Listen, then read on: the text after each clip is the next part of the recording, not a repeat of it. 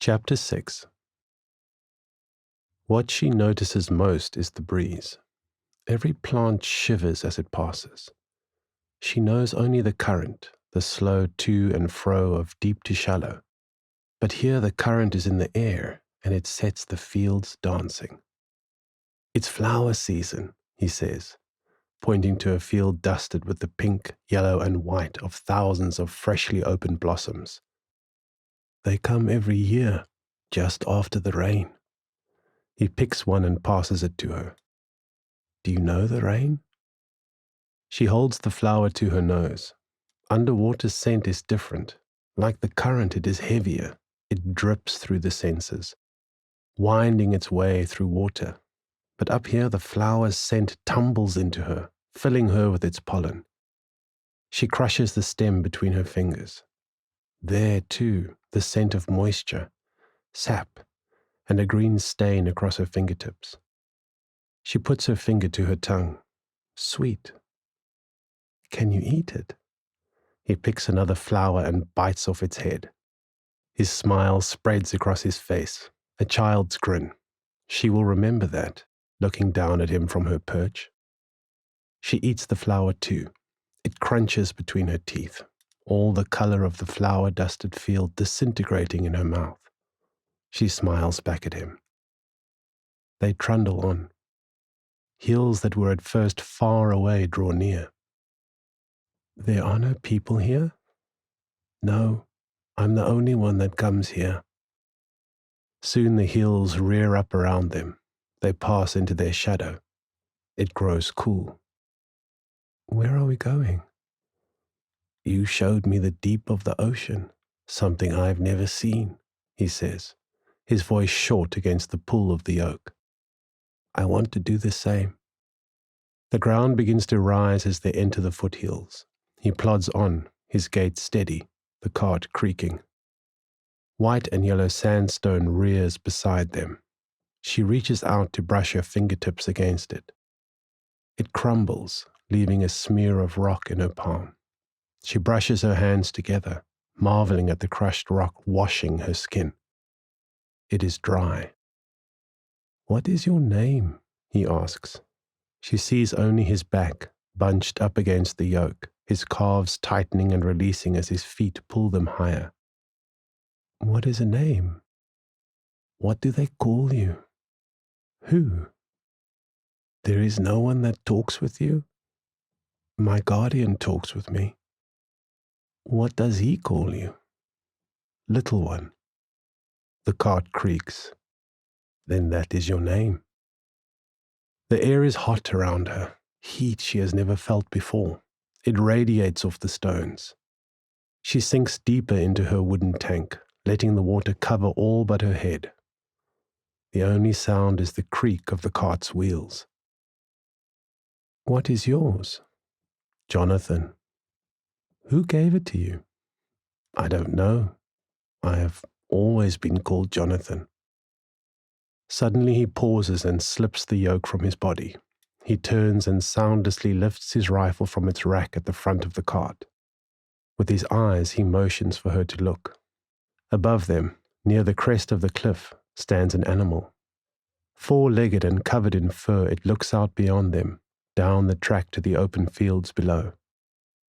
The boy raises his rifle, holding his aim and steadying his breathing. A crack, the kick of the bullet against rock, and the animal falls, tumbling down to them. It lodges above them, kicking. The boy swarms up to meet it, a blade in his hand.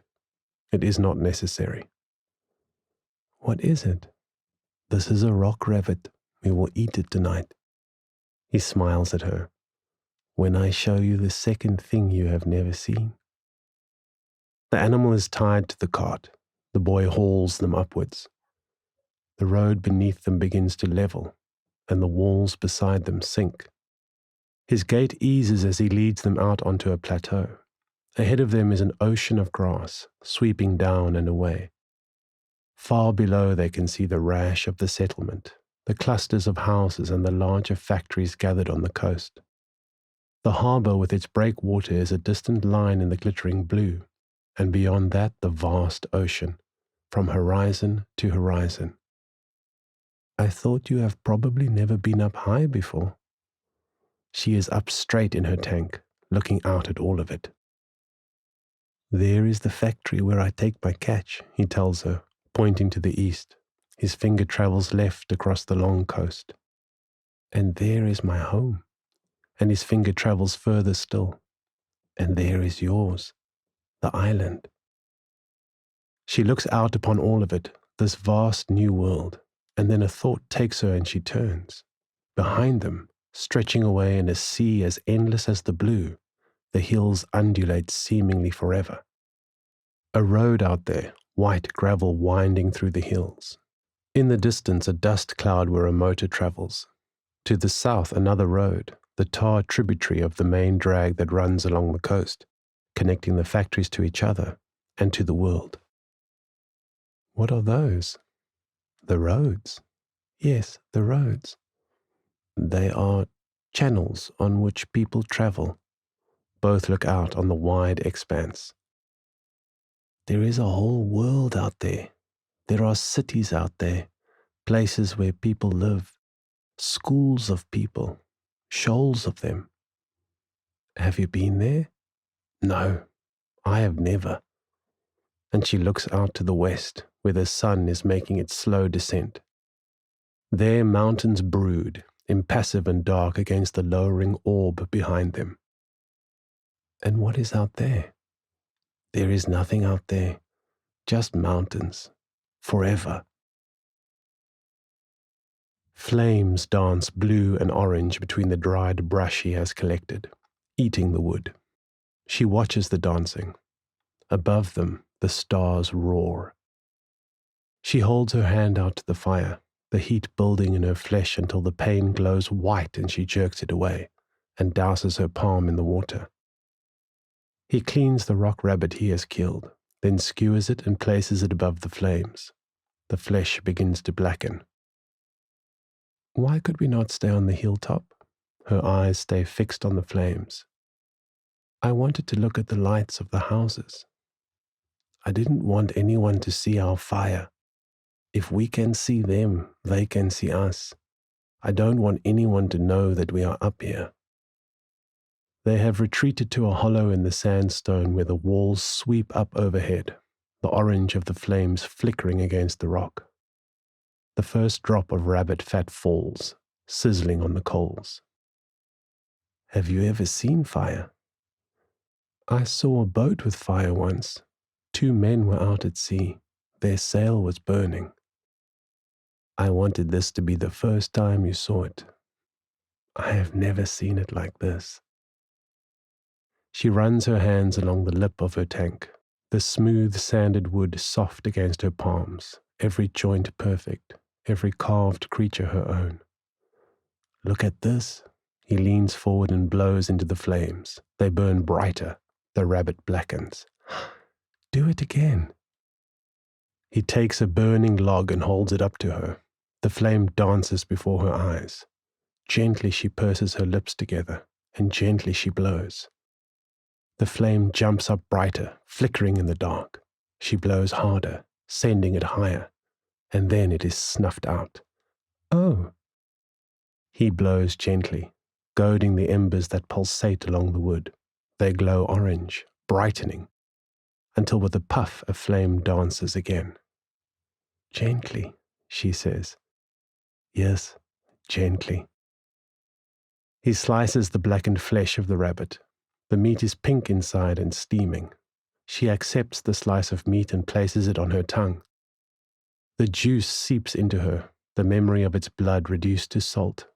She chews slowly, rolling the seared meat around in her mouth until her face sours and she spits it onto the ground. I'm sorry. He laughs, flicking the meat into the fire. Why don't you like it? It's too strange. It's too hot. I like fish. I like fish too. Do you mind? You can't like it all, he says, standing and coming to her, putting his cheek to hers. Come in here with me. He chews his meat, thinking. Wait, he reaches for his bucket. I don't want anything bad to happen. He dips the bucket into her tank, filling it so that the level in the cart lowers a little, and places it on the ground. He places his foot on the wheel, steadying himself. You can't get in with your clothes on. He pauses. You have to take them off. She whispers this to him, her green eyes dancing with fun. I'll get cold. No, you won't. Shyly, he pulls his shirt over his head and drops it to the ground. Shyly, he unbuttons his tattered trousers and leg by leg steps out of them. The marks of every day he has toiled on this earth are there for her to see. Come, she reaches out to him. He slips in behind her and folds her in his arms. Together, they look up to the stars. All the world is in her and him. Look, she hears him saying, feeling the ripple of his voice in the water. That is Orion, the 3 stars of Orion. Do you know them? His words unfold within her like a growing sunrise. I know them. I see them up there at night when the days are hot. Yes, they are summer stars. Summer? The days of heat. He squeezes his arms about her, crushing her to fullness, filling her. That is summer? These days are what we call summer. She presses his hands with her own, resting her head into the living beauty of his shoulder. We have a story about them. Do you want to know it? She nods, and he feels the movement of her head as a miracle too, a rustle on his skin that will come to him one day when his life peels from this world. Those 3 bright ones are the belt of a hunter. See if you can see him. He traces the line of a shoulder from a waist and 2 legs and a weapon held in the hunter's celestial hand. It is a bow he hunts with. Do you know a bow? It is like the spears fishermen throw at the seals, a machine to throw the spear from their hand. There, that bright star. Do you see it? He points to Sirius 1,000,000 leagues away. That is his hunting dog. It follows him as he hunts the animals of the world. The story says that he traveled the world, hunting and killing, and no animal could escape his bow. They say he could speak with the animals. He could hear their thoughts. She laughs a little, and he laughs too. So that he always knew where they would be and how they would try to escape. He became so great that he boasted that he would kill every creature on this earth to prove it. He pauses, the silence of the stars echoing back. And so? She asks. Gaia, the god of the earth. God? God. He pauses for a moment, the world seeming to listen as he searches for the truth. God, the source of life. She nods then, understanding him well. She knows God. It is the movements of the tiniest Triaphysi as it flicks before her in the waters. It is the sweep of a roan whale as it rises from the blue and towers over her. And it is her alone, listening to the endless quiet of the open ocean, 100 miles from shore. I know God. The boy holds her tighter. He knows God also. God is the one that moves her fingers and makes her thoughts appear within him when she speaks, as clear as a flower in the field. God is her breathing body, her heat. You are God, she whispers, but he does not hear her. Tell me the story. Well, Gaia heard Orion's boasting, and she was angry because all the creatures are her own. So she sent the most dangerous creature to kill him. What was it? The boy raises his arm to the sky. It is a scorpion, he says, searching among the stars. It cannot be seen now. They are winter stars. His finger drops down to the southern horizon. Do you know a scorpion? No? Wait. He gets up, and she is filled with loss at his going. "I won't be long," he says as he disappears into the dark. "Come back. I won't be long. Jonathan!" He appears again, his hand held up, and from his fingers a creature is curling in the flickering light. A scorpion. She reaches for the twisting thing. "Be careful. Its tail is poison." And she sees the bulb that he holds between his finger and thumb. She understands. This little creature is the assassin sent to defend the honor of Gaia's beautiful world. "I understand. This little creature is a brave one." "It is," agrees the boy, before stooping to let the creature disappear into the rocks. Carefully he returns to the water, and she to the circle of his arms, and he to the wild pleasure of her. "And so that is the scorpion," he murmurs, his voice pulled low. "It chases the hunter across the sky, defending the wishes of the goddess." "And Orion continues his hunting," she murmurs, turning to face him and putting her mouth to his. "He tries to sting the hunter forever." The beautiful night draws on.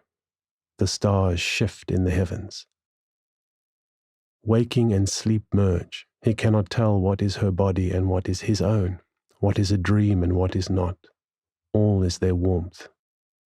Towards dawn, whether it is a dream or real, there begins a singing, a sound of the ocean causing the water to vibrate as the song reaches up, filling the near-vanished night. He knows he has heard this song before, whether asleep or waking. He has always heard it, he realizes, a song he has known all his life. "Eat," she moans, her cry filling the heavens. He cannot be sure whether it is during sleep or waking, but just before dawn, when the stars have already begun to wane, he drops his head back and sings with her. "Eat," he sings, joining her desire. Her song is of the deep, a sonar click from the heart of creation. Her song is his own. It is early the next morning that they make their way back. They are not the same. Where they were two that went away to see the veld, the bush, and the mountains, they are one that is returning. He still walks ahead of her pulling the yoke, and she still marvels at the dance of muscle beneath his skin. And always she watches his calves and ankles and feet, those endless fascinations. But now they are not a stranger's calves and ankles and feet. They are his, and more mysterious than ever. In his movements is the new truth that moves in her. They are one.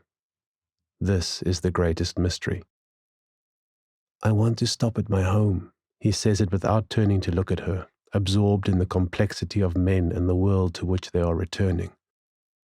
With him she is safe, but with them? "I left some water there for you." He turns to face her as he says it. His heart squeezes as he catches those green eyes. He looks away, back to the path, and then again, a look back at her. Now she leans on the lip of her tank, her head low, her lips apart. "What are you looking at?" He laughs and breathes in deeply, the oxygen flooding his heart so that it expands even wider, reaching back to her and ahead to their future together. "We won't be long. I must get you back to the ocean." He mutters this. He does not want her to hear. "Is that your home?" She is pointing ahead to the lone hut on the edge of the veld with its patchwork of timber, its zinc roof, and the fence that runs around it. "This is where you live." "It is," he affirms as he brings the cart up to his water tanks, pulling it in alongside them. There is a new tank there, a third. He knocks the lid from it and takes up the bucket on the cart's side. He begins to scoop the water in and around her, but she is not looking. Instead, she is peering through the window, set flush in its wooden frame. Inside is the mattress against a wall, the low table next to it, the shelf and the gas cooker, and the kettle. She knows none of these things, his mind, all of it strange and wonderful to her. "Can we go inside?" I think we should get back to the sea. Just for a little. I want to see your things. He looks up at her. Her smile. You can carry me. It won't take long. He reaches up and she greets him with a kiss. He folds his arms around her, ready to take her weight, when he hears it, the distant buzzing of a motor. The shock in his body is palpable. She clasps her hands into his flesh. She can feel his fear. Wait, wait. He avoids her eyes, pushing her back into the tank, peeling her hands from him but not letting them go. His eyes study the wood of the cart as his brain speeds. You must stay here. He looks up at her finally, having masked the fear in his eyes. What is it? You must stay here. She nods. He turns and pries the window open. He slides in through the open frame. Once inside, he looks back at her. Stay hidden. With that, he is gone, padding to the front door and cracking it open with a hand on the handle and a foot at the base, knocking it open. Her heart hammers. Behind him, a white machine pulls up, trailing dust. Inside sits the largest man she has ever seen. He stares out from beneath bushy brows and stiff hair bristles around his mouth. His jaw works, tension writhing beneath his ears. His big knuckles stretch white around the wheel in his hands. He turns to look into the hut and she catches his gaze, fancying he looks straight into her eyes. It freezes her. This is the gaze of a shark, the gaze of death. She sinks down into the water, trembling. Where have you been? His voice cuts through her. It booms in the cart, in the water, in her heart. I was hunting in the veld. She does not understand the words, but she can feel them. A sudden silence is as awful as their voices. She peers up over the lip. Through the window she sees him standing over her love, a head taller and twice as wide. Get your oilskin. We need to go to sea. He turns back to his little motor. I can't come now. Something's happened. Come, we need to go. He cranks the driver door open, ready to lower his bulk down into the cab. I can't come now. Why not? Hurry up. I need you. He turns the ignition, the engine whirring to life. I won't come now. I'll come in an hour. Just get in the car. No. A rustle, a murmur of movement out there. Sally has cut his hand. He can't steer. We need you. We have to go now. I can't come now. I'll come in an hour. Wait for me at the harbor. Johnny, come. The silence lengthens. She cannot resist. She must look up. She peers over the ledge to see the man bristling, again standing beside his machine. Come now. Get in the motor. I can't come now. What must you do now? I must pray. I can come in an hour. Jonathan, shouts the big man suddenly. Come, now. He takes a stride round the little motor, covering the ground at speed. The boy stands rooted. I have to pray now. It's Sunday. Their voices have changed. There is terrible menace in them. She can feel it, but she does not yet know what it means. Rage fills the big man's eyes. She cannot look away. He reaches into the machine and pulls out a stick. At the same time, her love turns to run, but the big man is as quick as an eel and he smashes that stick into the shoulder of her love, knocking him to the ground. Her love does not make a sound. The man takes a step toward him and again wields the stick through the sky and grunts as he thuds it into the shoulder of her love, who is lying on the ground, saying nothing. Another thud. I can't come now. I will come in 1 hour, he whispers. The man looks down at the boy's arm. It shudders, and the shoulder. He shakes his big head. Bah!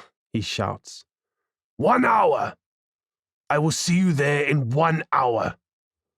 He strides to the motor, throwing his stick into it, and guns the engine. Why must you be so difficult? There is a clatter of pistons, and he is gone. The boy waits for the motor to disappear down the sandy track. and then he hurries round the side of the hut to her. He is holding his arm tightly to his side. "Come, we must go." He is already taking up the yoke. "How is your arm?" He is already pulling the cart. "You should stay down. There could be people around now." She slips down beneath the water and stays quiet as they bump and slosh along the track. "Jonathan?" He does not answer. "My love?" He does not reply, but the wheels turn. She hears him attach the cart to the winch and feels the cart cant over and slip down the slipway, and feels the cold of her world washing against the side. Clunk and clunk as he pulls the pins on either side and lifts the rear door. And her warm water washes out, and so does she, back into the ocean.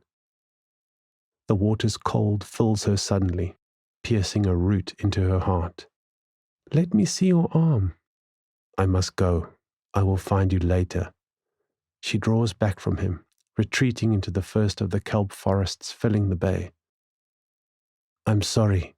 I will see you soon." "I'm sorry." "I will see you soon." Her love turns and makes his way back up to the tree. He works the winch, pulling the cart back up onto the sand. There he ties it off and then jogs down the road, his arm pulled tight to his stomach. He will have to run to the harbor.